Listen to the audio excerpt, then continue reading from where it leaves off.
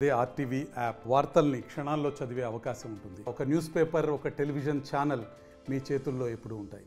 జాతీయ స్థాయిలో 195 మందిని అనౌన్స్ చేశారు. తెలంగాణ రాష్ట్రంలో 9 మంది అనౌన్స్ చేశారు. చాలా సంతోషం. ఇలా కేంద్ర నాయకత్వం ఒక విశ్వాస నమ్మకంతో కరీంనగర్ పార్లమెంట్ అభ్యర్థిగా రెండోసారి ప్రకటించడం సంతోషంగా ఉంది. కార్యకర్తలందరూ కూడా కష్టపడి పనిచేయడానికి సిద్ధంగా ఉన్నారు. ప్రజల ఆశీర్వాదంతో భారీ మెజార్టీతో గెలిచి తిరిగి నరేంద్ర మోడీ గారిని ప్రధానమంత్రి చేసేటువంటి ప్రయత్నంలో మేము కూడా భాగస్వామ్యం అయ్యడం చాలా సంతోషంగా ఉంది. భారతీయ జనతా పార్టీని నిలువరించడమే మా పని, మోడీని ప్రైమ్ మినిస్టర్ కానీయమని చెప్పి అసదుద్దీన్ ఓవైసీ స్టేట్మెంట్ ఇవ్వడం జరిగింది. వాళ్ళ పార్టీ ఆవిర్భావ దినోత్సవం. ఎవరు ప్రధానమంత్రి చేస్తారు? కాంగ్రెస్ పార్టీ ప్రధానమంత్రి అభ్యర్థి ఎవరు? ఇది దేశ ప్రధాని నిర్ణయించే ఎన్నికలు. ప్రధాన అభ్యర్థి లేడు వాళ్ళకు. ఇప్పుడు వాళ్ళు కాంగ్రెస్ పార్టీలు ఎక్కడన్నా మా ప్రధానమంత్రి అభ్యర్థి ఫలానా వ్యక్తి అని చెప్పుకుని తిరిగే పరిస్థితి ఉందా? ప్రకటించమని రాహుల్ గాంధీ ప్రధాన, సోనియా గాంధీ ప్రధాన చెప్పండి. ప్రధానమంత్రి లేనటువంటి అభ్యర్థి లేనటువంటి పార్టీ కాంగ్రెస్ పార్టీ. ఆ పార్టీ ఐఎన్డీఏ ఉంటుందా, చీల్తుందా? ఇప్పటికే సగం మీకు మమతా గారు వేరు, నితీష్ గారు వేరు, అందరు వేరు. బట్ ఇప్పుడు ఈయన వాళ్ళ సంగతి వచ్చాడు. ఎవరు ఓవైసీ అనే వ్యక్తి సంగతి వచ్చాడు. తెలంగాణ రాష్ట్రంలో కాంగ్రెస్ పార్టీ అధికారం ఉంది కదా, గోడ మీద కూర్చుంటారు, అటు అధికారంలో అడుగుస్తారు. మొదదాకా ఫస్ట్ బీఆర్ఎస్తో అంటగాగినారు. కాంగ్రెస్ పార్టీ అధికారంగానే మళ్ళీ జంప్. ఏంటంటే ఓవైసీ అనే వాళ్ళ కుటుంబం, వ్యాపారాలు, వాళ్ళ రాజకీయం జరుపుకోవడానికి, వాళ్ళక్కడ అరాచకాలు చేయడానికి, పోలీస్ సపోర్ట్ ఉండడానికి, అవన్నీ ముందు అంటే రాష్ట్రంలో అధికారంలో ఏ పార్టీ ఉంటే ఆ పార్టీకి కొమ్ముగేటువంటి ప్రయత్నమే ఓవైసీ యొక్క వాళ్ళ చరిత్ర. వాళ్ళ వల్ల ఓల్డ్ సిటీకి ఒక పైసా న్యాయం జరిగింది లేదు, ఓల్డ్ సిటీ అభివృద్ధి జరిగింది లేదు, అక్కడ ముస్లిం సమాజం కూడా న్యాయం జరిగిందంటే అది కూడా లేదు. కాబట్టి ఓవైసీ ఆయన ఎవరిని ప్రధానమంత్రి చేస్తాడో ఫస్ట్ చెప్పాలి. ఇప్పుడు నరేంద్ర మోడీ గారిని ప్రధానమంత్రి చేద్దాం మీరు అంటున్నారు. ఎవరిని చేస్తారో చెప్పాలి కదా. ఎందుకు చెప్తలేరు? ఎవరు లేరు. ఇప్పుడు దేశ ప్రధాని కూడా ఆశ్చర్య వ్యక్తి అవుతారు. దేశ ప్రధాని నరేంద్ర మోడీ అని వాళ్ళ మైండ్లో ఫిక్స్ అయిపోయింది. ఇంకో వ్యక్తిని దేశ ప్రధానిగా ఊహించుకునే స్థితిలో దేశ ప్రజలు లేరు. ఆదిలాబాద్ లో అలాగే సంగారెడ్డిలో ప్రైమ్ మినిస్టర్ నరేంద్ర మోడీ గారి సభలకు సంబంధించి ఎన్నికల శంఖారావం, ఎన్నికల ప్రచారాన్ని ప్రారంభించినట్టుగా ఒక చూసుకోవచ్చా ఈ వాతావరణాన్ని? లేదా వాళ్ళు అభివృద్ధి కార్యక్రమాన్ని ప్రారంభించడం మాత్రమే వస్తున్నారు. ఆ సందర్భంగా కార్యకర్తలకు వస్తున్నారు. ఎన్నికల దానికి దీనికి సంబంధం లేదు. అభివృద్ధి కార్యక్రమాల కోసం వారు వస్తూ ఉన్నారు. సో బెంగళూరులో బాంబ్ బ్లాస్ట్ అయింది ఒక కేఫ్ లో. ఎట్లా చూడొచ్చు అక్కడ ఉన్నటువంటి గవర్నమెంట్ కావచ్చు, పరిణామాల తర్వాత జరిగిన పరిణామాలు? ఇప్పుడు కాంగ్రెస్, భారతీయ జనతా పార్టీ ఇతర రాష్ట్రాల్లో ఇంటెలిజెన్స్ వ్యవస్థను పూర్తిగా నిర్వీర్యం చేస్తారు. ఒక నిక్కచ్చిగల అధికారులు ఉన్నప్పుడు కూడా వాళ్ళు ఇచ్చేటువంటి రిపోర్ట్ను ప్రభుత్వాలు సీరియస్ తీసుకోవు. ఎవరిని ఫేక్ రిపోర్ట్స్ అన్ని కొట్టేసే పరిస్థితి ఉంటుంది. భారతీయ జనతా పార్టీ రాష్ట్రాల్లో ఇంటెలిజెన్స్ వ్యవస్థ కానీ పోలీసులకు అధికారిస్తారు. మతపరంగా టెర్రరిజాన్ని కానీ ఉగ్రవాదాన్ని మతపరంగా చూడమేము. కానీ బీజేపీ ఇతర పార్టీలు, చాలా పార్టీలు కూడా టెర్రరిజాన్ని వీటిని కూడా ఒక మతం కోణంతో చూస్తారు. కాబట్టి వాళ్ళు షెల్టర్ ప్లేస్గా మార్చుకుంటారు. బీజేపీ రాష్ట్రాలు ఎక్కడో షెల్టర్ ప్లేస్ ఉండవు. బీజేపీ ఇతర పార్టీలు ఎక్కడైతే ఉన్నాయో ఆ ప్రాంతాల్లో, ఆ రాష్ట్రాలను షెల్టర్ ప్లేస్గా తీసుకొని ఇటువంటి అలజడి సృష్టించి దేశంలో ఒక శాంతి భద్రత సమస్య సృష్టించే ప్రయత్నం చేసుకోవడానికి వీటిని వేదికలుగా వాడతారు. ఎందుకంటే వీళ్ళు కఠినంగా వివరించారు కాబట్టి. బీజేపీ పాలిత రాష్ట్రాలు ఎందుకు జరిగాయి? కర్ణాటకలో మొదటంగా బీజేపీ ప్రభుత్వం ఉంది, ఎందుకు జరగలేదు? కాబట్టి ఈ పార్టీల వీక్నెస్, అది ప్రభుత్వాల వీక్నెస్, దాన్ని ఆచరించుకొని ఇటువంటి ప్రయత్నాలు చేస్తూ ఉంటాయి. అభివృద్ధి సంక్షేమ పథకాలు అమలు చేస్తూ 12,000 కోట్ల రూపాయలు ఈ ప్రాంతంలో మీరు ఇంప్లిమెంట్ చేశాము, శాంక్షన్ చేశామని చెప్తున్నారు ఒకవైపు. మరొక వైపు ఇతర పార్టీలకు చెందిన నేతలు తవ్వుదాం, శివమైతే మాది, శివమైతే అతంది అని చెప్పి పలుమార్లు విమర్శిస్తున్నారు. సంజయ్ వేరే లేదు స్టేట్మెంట్, ఒక అభివృద్ధి లేదు, ఏం లేదు, కేంద్ర ప్రభుత్వ పథకాలను ఆయన పథకాలుగా చెప్పుకుంటున్నారని చెప్పి కాంగ్రెస్, బీఆర్ఎస్ నేతలు చెప్తున్నట్టు. వాళ్ళకు కళ్ళుంటే చెవులుంటే వినాలి, లేకుంటే పోయి కంటి వెలుగులో ఈ ఆపరేషన్ చేసుకుంటే, కళ్ళ ఆపరేషన్, చెవుల ఆపరేషన్ చేసుకుంటే అన్ని కనబడతాయి వాళ్ళకు. వాళ్ళకు రాముడు అంటే భక్తి లేదు. ఇప్పుడు భయం స్టార్ట్ అయింది వాళ్ళకు. ఇప్పుడు మేము చేసే జగిత్యాలకు వరంగల్ రోడ్డు, కరీంనగర్ వరంగల్ రోడ్డు, దాని రాముడు కనబడుతున్నాడు వాళ్ళకు. కరీంనగర్ జగిత్యాల రోడ్డు రాముడు కనబడుతున్నాడు. సిద్దిపేట ఎలికతుర్తి రోడ్డు రాముడు కనబడుతున్నాడు. ఆరోబి రాముడు కనబడుతున్నాడు. గ్రామీణ సడక్ రోడ్ల రాముడు కనబడుతున్నాడు.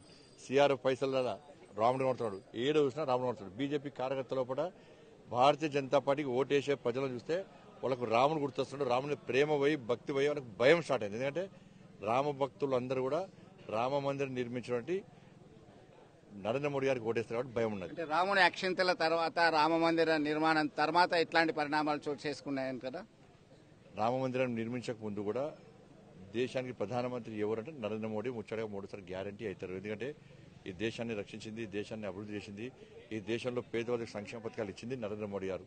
కాబట్టి నరేంద్ర మోడీ గారు ప్రధానమంత్రిగా లేని దేశాన్ని ప్రజలు ఊహించుకోలేని స్థితిలో లేరు. కాబట్టి మళ్ళీ ఎట్టి వల్ల నరేంద్ర మోడీ గారు ముచ్చటగా 3సారి భారీ మెజార్టీతో 370 సీట్ల పైగా సీట్లు సాధించి బీజేపీ ప్రభుత్వం ఏర్పడబోతున్నారు. కరీంనగర్ లోక్సభ సభ్యులకు మీరు ఏం మెసేజ్ ఇవ్వబోతున్నారు? ఎందుకంటే అఫీషియల్ గా మీరు గతంలో అనేక యాత్రలు చేపట్టడం జరిగింది ఒక రాష్ట్ర అధ్యక్షుని హోదాలో. ఇప్పుడు బీజేపీ జాతీయ ప్రధాన కార్యదర్శి ఎంపీగా కూడా అనేక యాత్రలు చేస్తున్నారు. తాజాగా ప్రజాహిత యాత్రలో ఉన్నారు. గతంలో మొన్నటి వరకు విజయ సంకల్ప యాత్ర చేశారు.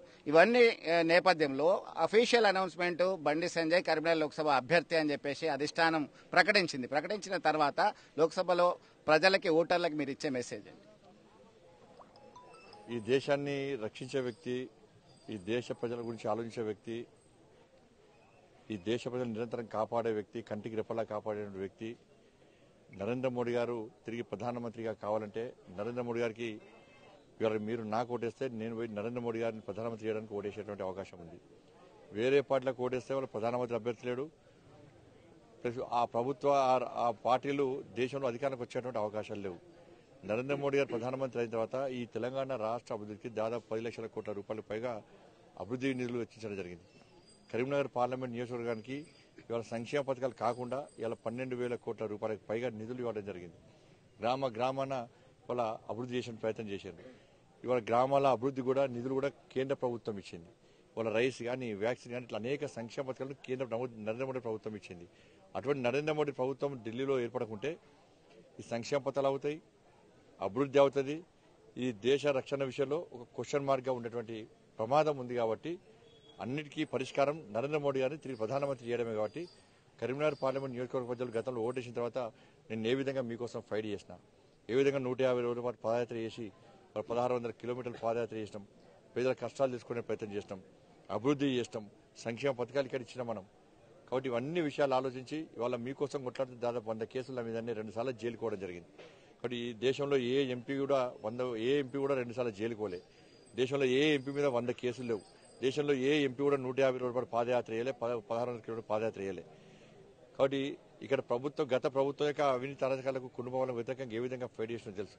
కాబట్టి వాటన్నింటిని గుర్తించి మరొకసారి నన్ను భారీ మెజార్టీతో గెలిపించాల్సిందిగా కరీంనగర్ నియోజకవర్గంలోని ప్రజలతో కూడా విజ్ఞప్తి చేస్తా ఉన్నాను. గత ప్రభుత్వ వైఫల్యాలకు వ్యతిరేకంగా బీజేపీ రాష్ట్ర అధ్యక్షుని హోదాలో బండి సంజయ్ కొట్లాడితే సంజయ్ అధ్యక్ష పదవి పోయిన తర్వాత వేరే పార్టీ వాళ్ళు తన్నుకపోయినరు అని చెప్పేసి కొంతమంది విశ్లేషిస్తున్నటువంటి పరిస్థితి మీరు ఎట్లా చూస్తారు? ఇప్పుడు కొట్లాడింది మేము, రైతుల కోసం కొట్లాడింది మేము, పిల్లల ఉద్యోగాల కోసం కొట్లాడింది మేము, రుణమాఫీ కోసం కొట్లాడింది మేము, దళితుల కోసం, ఎస్సీ ఎస్టీల కోసం, అగ్రవర్ణాల పేదల కోసం అన్ని విషయాలు కొట్లాడింది మేము. 317 జీవోకు వ్యతిరేకంగా కొట్లాడింది మేము, పోడు భూముల సమస్యలను కొట్లాడింది మేము, అన్ని రకాల కొట్లాడింది మేము, జైలుకు పోయింది మేము, లాఠీ దెబ్బలు తిన్నది మేము, కేసులు భరించింది మేము, గృహ నిర్బంధాలకు ఇబ్బంది పడ్డది మేము. దురదృష్టవశాత్తు కాంగ్రెస్ పార్టీ చేసిన తప్పుడు ప్రచారం వల్ల ఇలా ప్రజలందరూ కాంగ్రెస్ పార్టీ కొట్టేశారు 6 గ్యారెంటీల పేరుతో. ఇవాళ అతి తక్కువ సమయంలో ప్రజల చేత వ్యతిరేకత పొందినటువంటి ఏకైక పార్టీ కాంగ్రెస్ పార్టీ. 6 గ్యారెంటీలు 100 రోజుల పూట ఎన్ని కష్టాలు వచ్చినా అమలు చేస్తామన్నారు. ఇప్పటికి 80 రోజులు అయిపోయింది. ఎన్నికల కోడ్ రాబోతున్నది. ఆ 6 గ్యారెంటీల పక్క పెట్టి ఏదో హామీల పేరుతో 2-3 చిన్న హామీలను నెరవేర్చి మేము 6 గ్యారెంటీలు అమలు చేస్తామని చెప్పి తిరిగి ఓట్లు వేసుకునే ప్రభుత్వం కాంగ్రెస్ పార్టీ చేస్తున్నది. తప్పకుండా వారు 6 గ్యారెంటీల విషయంలో ఏమైతే ఇచ్చినో అవి తీరుస్తూనే ప్రజలకు మీద విశ్వాసం ఉంటుంది తప్ప లేకుంటే ప్రజలు తిరగబడుతున్న విషయాన్ని కాంగ్రెస్ పార్టీ గుర్తుంచుకోవాలి. మొత్తం మీద ప్రజల పక్షాన పోరాటం చేసే తనను మరొకసారి భారీ మెజార్టీతో గెలిపించాలని విజ్ఞప్తి చేస్తున్నటువంటి పరిస్థితి.